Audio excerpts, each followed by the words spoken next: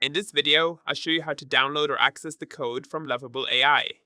First, open Lovable AI and log into your account.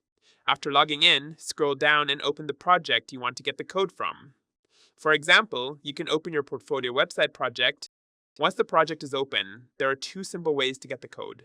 On the left side of the screen, go to the last prompt you used to create the project. Under that prompt, you'll see a code option.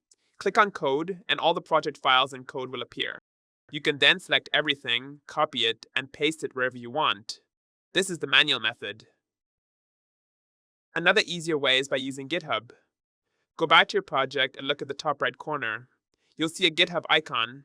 Click it and connect your GitHub account by logging in. After connecting, open the project in GitHub. Once it opens, click the code button and then select Download ZIP.